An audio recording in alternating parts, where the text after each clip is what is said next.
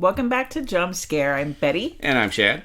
This week we cover Psycho Goreman. Many moons ago, a nameless evil was imprisoned in a place far beyond reach. Hurry up! If he were ever to be released, it would spell certain doom for all existence. Is that fear I smell? Your planet will be torn to pieces, and I will take your angry screams as I rip. Is this yours? Speak? Oh my god. The gem of Paraxidike. Whoever wields it is able to command me. Go over there and wait for us to come back in the morning. You will suffer an eternity for this. Mom, Dad, I want you to meet Psycho Goreman, or PG for short. I will bathe in your blood. Don't worry. Be worried. Slow down! He's gonna kill everybody. Not unless I tell him to. What did you three maniacs get up to? This is getting a little weird. This sick game must come to an end. She will enslave the galaxy into endless servitude. Kill him! Cool.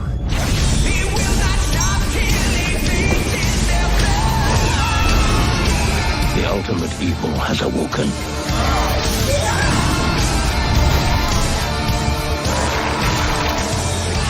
There's a new god in town, and his name? Psycho Goreman. It was nice meeting you. It would be nicer if you were dead. Alright, bye. Just trying to sound more Psycho Goreman-ish. He doesn't sound like that, though. He sounds way more awesome than that. Yeah, well, he is the Archduke of Nightmares. We rented this off of Amazon Prime. It was like $6, worth every dollar, I have to say. So you already know what my score is going to be later on. So I just let you see a insight. Little sneak preview there. There you go. It's written and directed by Steven Kostanski. And he also co-wrote and also directed The Void, which was very popular when it came out. I had mixed feelings about it. I don't know whether or not we did a podcast about it. No, I don't think we did, but it was good. But it was one of those ones where you could definitely see all the movies that they really liked. It was pretty evident what movies they thought were cool. Yeah, it was like Hellraiser meets The Thing meets... The Beyond was in there. Oh, yeah. There was... What wasn't in there would be the question. But fine, it was enjoyable. It was enjoyable, and I kind of looked at it like... Because it was a crowd-funded thing, and they made the whole thing for very little money.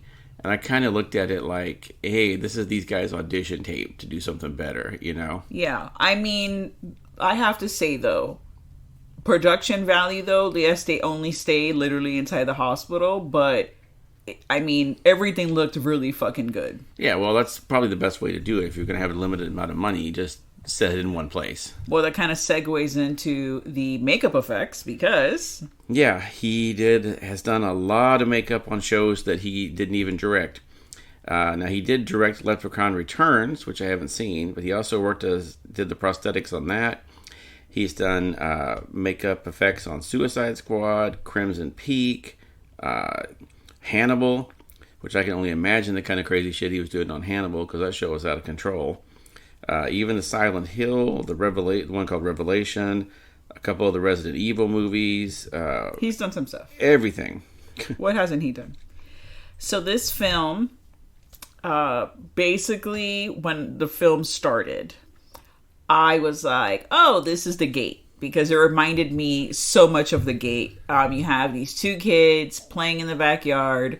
They invent some crazy freaking game, Crazy Balls or something. Yeah, it's called Crazy Ball. Crazy Ball. And it leads them to, digging a hole, and No, he's not digging a hole. He's digging his own grave.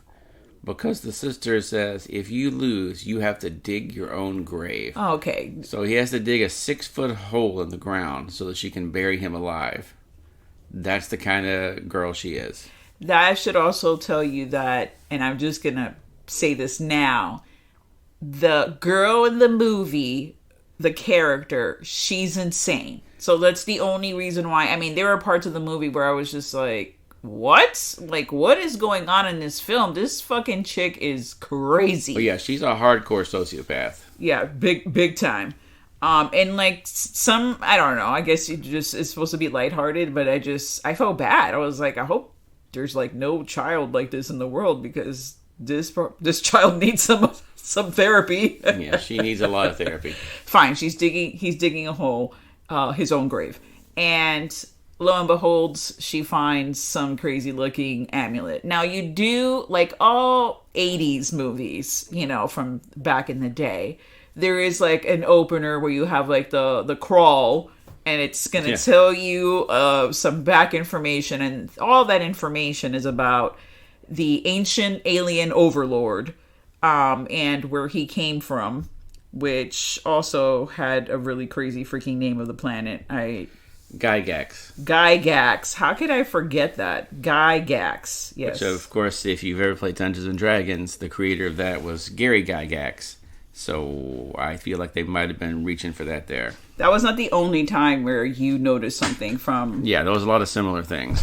Dungeons and Dragons.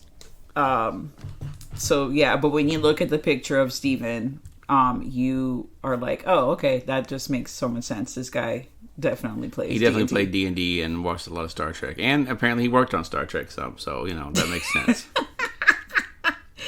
Well, you know, Shad, I don't even know how to, like, describe the movie without really not ruining it, because it's, you know, it's fairly new, and people should just go watch it and, you know, enjoy it. Come back and let us know what do you think about it. And that's all we have for the podcast. Thanks so much.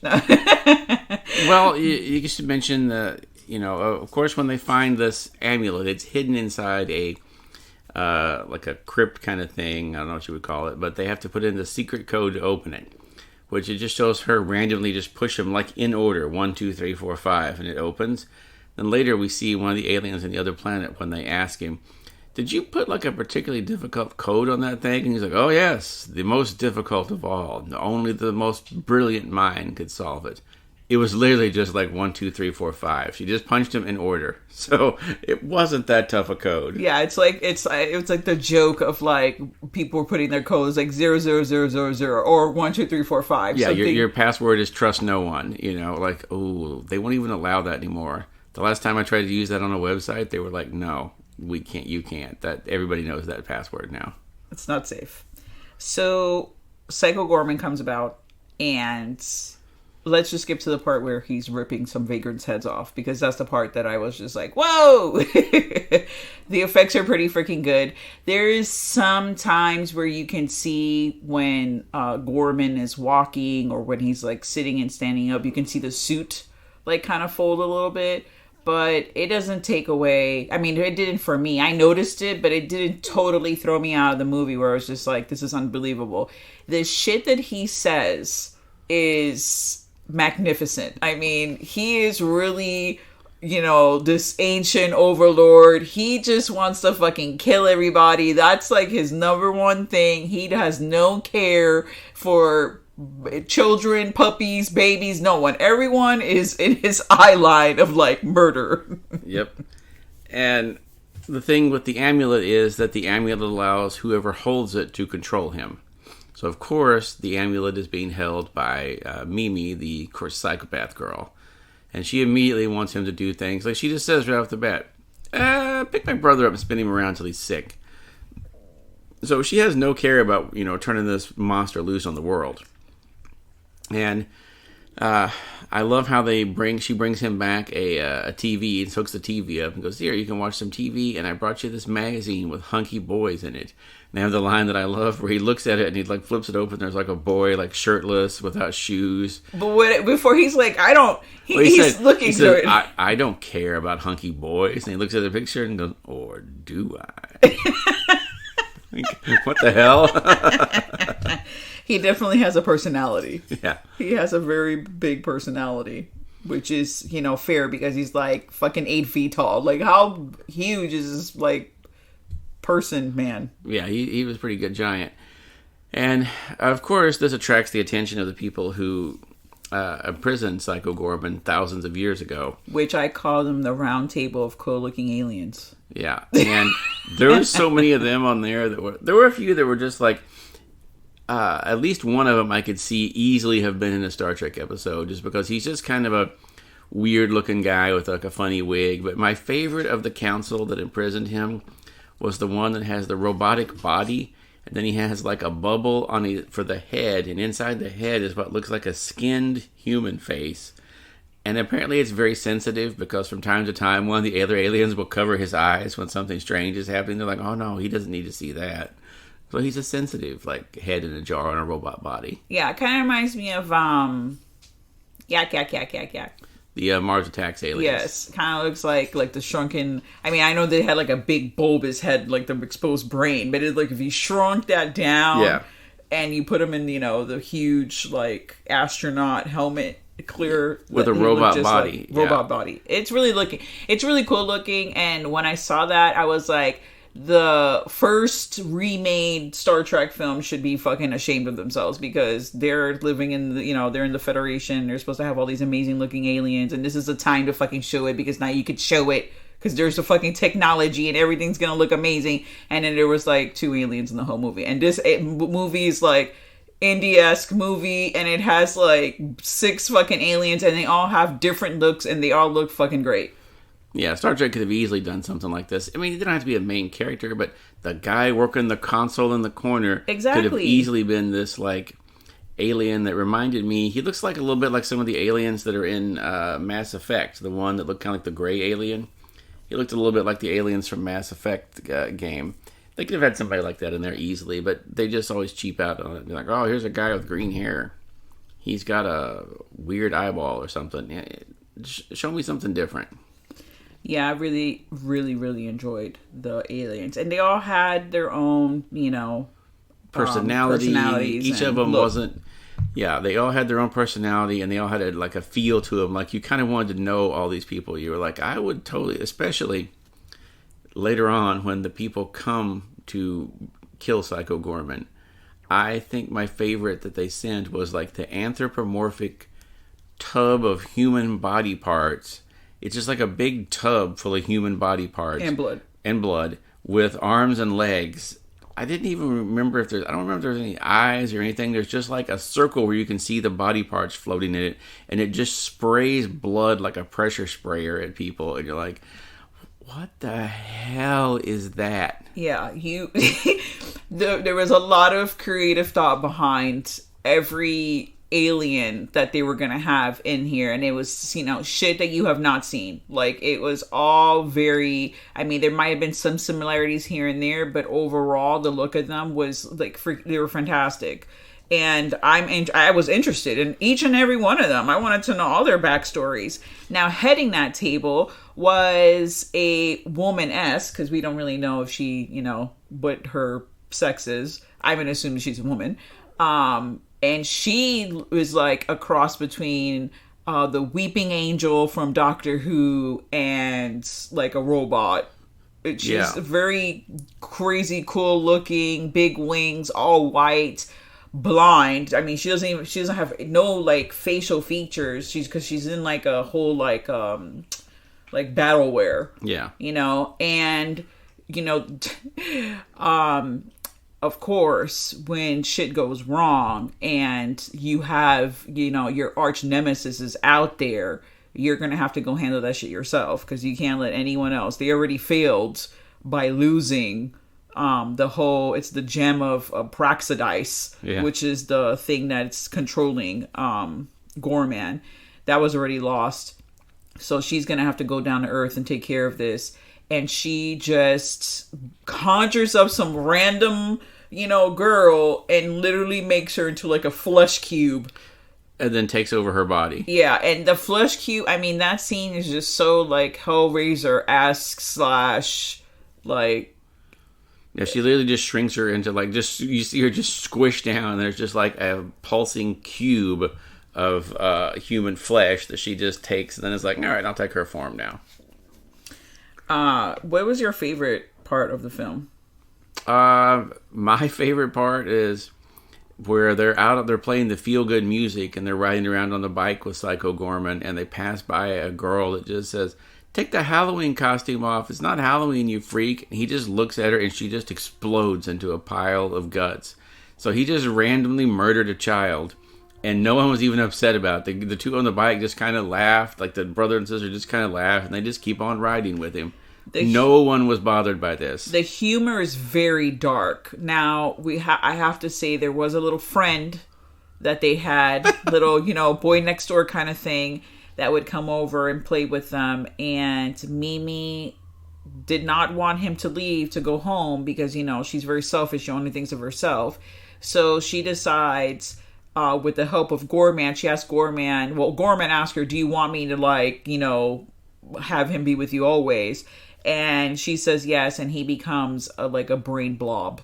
Yeah, he's like a brain with eyes and tentacles. And it's very sad. Like, I mean, I know it's supposed to be, it's not a sad movie, but it's so fucking dark because, spoiler alert, he never reverts back to his normal self. He is now this gelatinous, like, brain blob that just bobs around town. And he even asked her, like, "Am I gonna go back to my old self?" And she just shrugs it off like, "No, this is you now. Like, get over it. Just be happy with yourself. And I love you forever, and I'm gonna love you." And I'm just like, what? And he's just kind of like, okay. Yeah. Now, Psycho Goreman, one of his stuff, they ask him something, or they're like, "Oh, what's love?" I think that was a question. What's love? And I think he says, like, "Is it like when you rip out your enemy's spine, you give it to the grieving family?" Like, this is the kind of shit that he's fucking, like, just throwing. All his lines in the movie are just hilariously, like, mind-boggling and fucking way out there.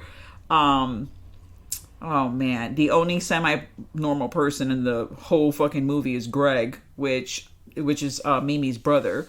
I don't even know. No, I thought his name was Luke. I thought his name was Greg. See, that was part of the joke in the movie too, is no one could remember his name. So maybe we were just falling into the same trap as everyone else. We can't remember his name. Damn. Because I thought his name was Luke, because that's why. I thought the other kid was Luke. No, the other kid was Isaac, or something like that. Let's look. Let's settle this debate. Well, thank you. Please stand by. His name is Luke. So, yep. Luke, why did... You know what? It was... I think the dad might have been Greg. Yeah. They have parents. Yes, the dad is Greg. There you go. Which is a very Brady-esque name, and they were nothing like the Bradys because the parents were terrible. Alistair was the brother, or the friend next door, Alistair. Oh, Alistair! Oh, poor Alistair. Yeah, yeah, he gets a bad times for him. I really like the whole. The battle in the end was okay. My favorite part is when the aliens, which were his appointed people. He basically, his race and other races were being enslaved. I'm just going to call that the Weeping Angel. Was enslaved by the Weeping Angel, what's the word I'm looking for? Race. There you go. Weeping Angel race. And he finds the Gem of Paraxis, while he's doing, he's digging a trench, basically. Yeah. He's digging a trench for him for whatever reason. And that's how he gets his, ultimate power. And then he's able to have his other people that were there, all the other slaves, revolt with him. And then, they all get together and kind of, overthrow and kill everyone and get their revenge. And they just never stop the killing. To some extent. But the crazy thing is mind you, he's been gone for quite a bit, but these people now come back to Earth by, the command of the Weeping Angel, because now they kind of serve her because she kind of let them live. And now they're after him, and it is a gang of crazy, like you mentioned, the one with there was a witch. The witch is my favorite one. Yeah, there's a witch. There's a guy who looks like he was made for Clash of the Titans. He even has the mechanical owl.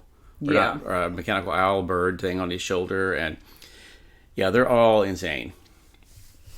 I don't even think I'll ever see anything like this ever again. I really love, and this is not the same person, but it, if you liked Turbo Kid, like that has like the same kind of like world, in regards to like all the crazy shit that goes on and like the different people that you see and stuff like that. It kind of had like the same vibes for me, even though that one's not set on, obviously. This is like Earth modern day. Psycho Goreman, it's not like other movies in that the typical way they could have done this would be like, oh, the little girl's kind of a psychopath, the alien's evil. Together they learn what love is and they become better people and they get to be better friends. He becomes a nicer guy. He promises not to stop killing people and all this. No, none of that happens. None of that happens. What you think is going to happen doesn't happen, and it just totally takes a whole other direction. And I hope there's a sequel. No one learns any lessons. Everyone is just as horrible when they leave this movie as they were when they came into it. If anything, they might even be a little worse because now they're like, oh, okay, I can totally get away with this shit. There's several scenes, or 2 or 3, where Psycho Goreman says that, the best kind of death is to get devoured, to devour your enemy. As a warrior's death. Yeah, so when you're done, he will just eat you. Yes, and let me tell you, it looked wicked as fuck. Like, I had to turn away. I was just like, oh my gosh, that's crazy looking. Yeah, when he just decides, well, you died honorably, so I will grant you a warrior's death. Oh, no, please don't. Yeah. Please don't. There were several of them that did beg to not be eaten because it is just a terrible experience. I don't know if he like chews them or swallows them whole. Like, well, no, he does swallow them whole, but I don't know if he like how he digests them. Well, apparently not very well because he threw up part of the one right after he ate him. So, yeah, it's pretty intense. I'm not really one for gore, and there's gore in the damn name of the movie. But for this movie, I definitely put my gore, issues aside. And the issue with the gore is it's like when there's nothing but gore and you have no storyline, then I'm like bothered because you're just trying to get off by having all this gore. And what's the point of that for me? I don't want to see that. I want to see something along with it. This actually does have a storyline, and the gore happens to just happen, for reasons. It brings it along. There's reasons for it. And when it's this over the top and ridiculous, it's not quite the same. This is like complaining about too much action in an action movie, Yeah. So, yeah, they go a little over the top with it, but it's fine. At no point are you ever like, oh, this is boring. It's because it's always innovative and something new. It is. I give this film 3.5 knives. Yeah, I'm going to go with that, too. I just wish they'd had a little bit more money so they maybe could have gone a few more places because they're basically always either in the house or the backyard behind the house, which is probably whatever park they could film in without permission. I disagree, sir. They also were in a football field. They were in a school. They were in the vagrant junkyard. They were also in space in the spaceship. They were also on a planet when they showed like the Gorgax, the Gygax like planet. Yeah. They were in several different places. Could they have expanded? They were walking the street in the whole montage scene. I guess there could have had more, but there was more than the average just like indie film where it's just like 2 rooms. They were in places, but you do want to see more of Goreman. Not so much I'd like of to see Mimi and the him. kids. I would like to see him go into some of the places too. Like, can you imagine him just going through the mall? Yes, that sequel. Psycho Goreman goes to the mall. Yeah, oh, that'd be hilarious. There's just something ridiculous like that. Psycho Goreman goes to the mall. Psycho Goreman, Mall Madness. It's a mix of the movie and my favorite 80s game. There you go. There you go. He doesn't need credit cards and cash because he's just going to kill you and get his shit anyway. So, Fair enough. Him against Valley Girls. Can he go back in time to the 80s? There's somebody... I want to see definitely more of Psycho Goreman. Hopefully we are able to get more of that because I just love him as he's my favorite character so far. I would say between 2020 and 2021, so far, he's number one for me. Heart Psycho Goreman. Well, thank you so much for joining us on another episode of Jump Scare. Stay tuned to the horror. And now, folks, it's time to say goodnight. We sincerely appreciate your patronage and hope we've succeeded in bringing you an enjoyable evening of entertainment. Please drive home carefully and come back again soon. Good night.